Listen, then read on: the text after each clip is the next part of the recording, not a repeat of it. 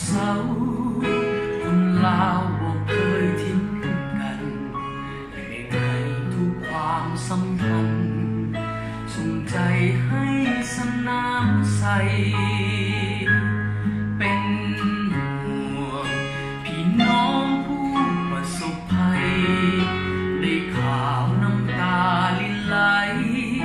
หัวใจดวงนี้อาวรณ์คนลาวเหมือนกันช่วยเหลือเมื่อยามทุกข์ยากเห็นใจเมื่อยามลำบากบ่อยากให้จำจากจรคิดถึงผ่านตะปือเมื่อครั้งข้าวก่อนบ่เคยเห็นน้ำไหลนองพัดเอาทิ้งทา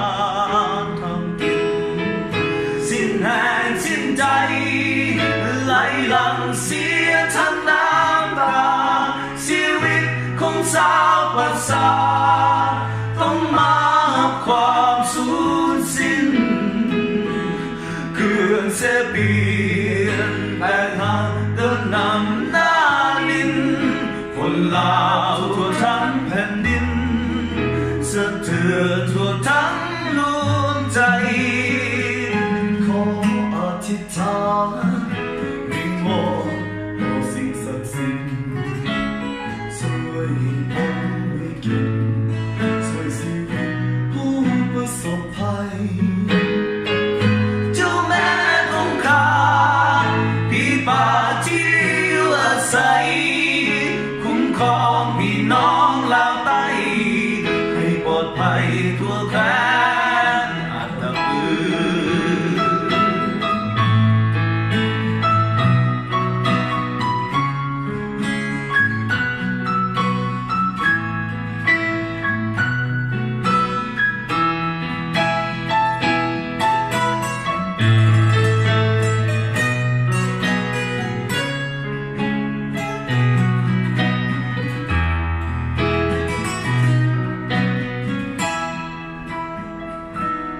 ลาวเหมือนกันสอยเหลือเมื่อยามทุกข์ยากเห็นใจเมื่อยามลำบากบ่อยากให้จำจากจรคิดถึงอัตตปือเมื่อครั้งข้าวก่อนบ่เคยเห็นน้ำไหลนองพัดเอาทิ้งทานทำกินสิ้นแรงสิ้นใจไหลหลังเสียทั้งน้ำตาชีวิตของสาวประสาต้องมาความสูญสิ้นเคลื่อนเสียเปลี่ยนแปลงหักกันนำหน้าดินคนลาวทั่วทั้งแผ่นดินสะเทือนทั่วทั้งดวงใจขออธิษฐานวิงวอนต่อสิ่งศักดิ์สิทธิ์ช่วยให้พ้นวิกฤตช่วยชีวิตผู้ประสบภัยเจ้าแม่คงคาพี่ป่าที่อยู่อาศัยคุ้มครองพี่น้องลาวใต้ให้ปลอดภัยทั่วแคว้